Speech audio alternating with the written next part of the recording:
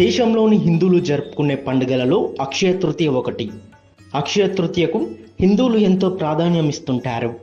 ఈ సంవత్సరం వచ్చేటటువంటి అక్షయ తృతీయ మహాపుణ్యమైనటువంటిదని అర్చకులు చెబుతున్నారు. ఈ సంవత్సరం అక్షయ తృతీయ రోహిణి నక్షత్రంలో సంభవిస్తుంది. అక్షయ తృతీయ నాడు విష్ణుమూర్తి, శ్రీకృష్ణుడు, లక్ష్మీదేవిని ఆరాధించాలి. ఆ రోజున సమీపంలో ఉన్నటువంటి దేవాలయాల్లో చందనం సమర్పించాలి. అనగా విశ్వావసునామ సంవత్సర వైశాఖ శుద్ధ తృతీయ అక్షయ తృతీయ రోహిణి నక్షత్రము రాత్రి 8 గంటల దాకా, అదే విధంగా బుధవారం రోజు ఆ రోజు సంభవిస్తున్నది. చాలా చాలా మంచి రోజు. చెప్పుకున్నట్టుగా బంగారాన్ని ఎవరు కూడా కొనకూడదు. ఆ రోజు ఏమి చేయాలి అంటే శ్రీకృష్ణుడు అంటే మాధవ మాసము అని కూడా ఈ వైశాఖానికి పేరు. మాధవుడు అనగా శ్రీకృష్ణుడు అని అర్థము.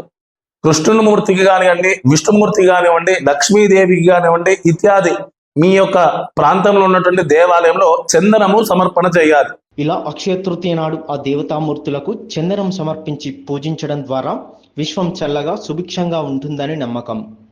మంచి ఫలితాలు లభిస్తాయని, కోరిన కోరికలు నెరవేరుతాయని విశ్వసిస్తుంటారు. అక్షయ తృతీయ నాడు బ్రాహ్మణుడికి దానం చేయడం ద్వారా ఎంతో పుణ్యం లభిస్తుంది. ఆ రోజున బంగారాన్ని దానం చేయవచ్చు, కానీ బంగారాన్ని కొనకూడదు.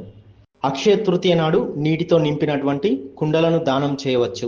మామిడి పండ్లు, గొడుగు, పాదరక్షలు ఇలాంటివి దానం చేయవచ్చు. స్వామివారికి కానివ్వండి, అమ్మవారికి కానివ్వండి చందనాన్ని సమర్పణ చేయాలట. ఆ ధర్మంలో చెప్పినటువంటి విషయాన్ని ఏమిటయ్యా అంటే దేవాలయాలకు, దర్శనాలకు, అదే విధంగా జపము, హోమము, దానము, తర్పణాలు ఒక బ్రాహ్మణి ద్వారా సమర్పణ చేసుకొని బ్రాహ్మణికి దక్షిణలు ఇచ్చి, ఇక్కడ బ్రాహ్మణికి వీలైతే బంగారాన్ని దానం చేయండి. ఎక్కడైనా బంగారం దానం చేయాలి కానీ కొనకూడదు. అక్షయ తృతీయ రోజు ప్రత్యేకంగా జన్మన తిథి ఆ రోజునటువంటి జపము కానివ్వండి, ఉపాసన పొందినటువంటి మంత్ర అనుష్ఠానం కానివ్వండి, లేదా ఏదైన ఒక హోమము కానివ్వండి, ఏ హోమము, ఏ జపము, దానము తీసుకున్నా ఆ రోజు పుణ్యము ఇంకెక్కువగా సముపార్జన అవుతుంది అని అర్థము.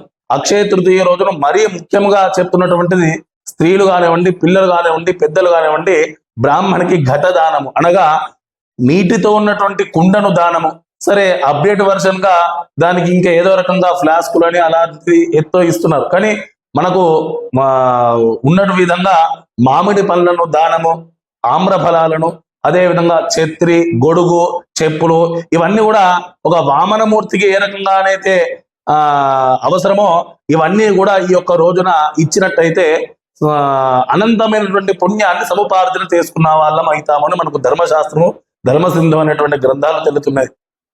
కృతయుగంలో ఉండేటువంటి యొక్క నూతన అక్షయ తృతీయాన్ని కూడా అందరూ కూడా భక్తి శ్రద్ధలతో తమ తమ ఇష్టదేవతారాధనను ఆరాధిస్తూ బంగారాన్ని అనేటువంటి కొనడం అనేది చాలా మనకు తగ్గించి తెల్లవారు ఆ మరుసటినాడో కొనుక్కోండి, ఇబ్బంది లేదు.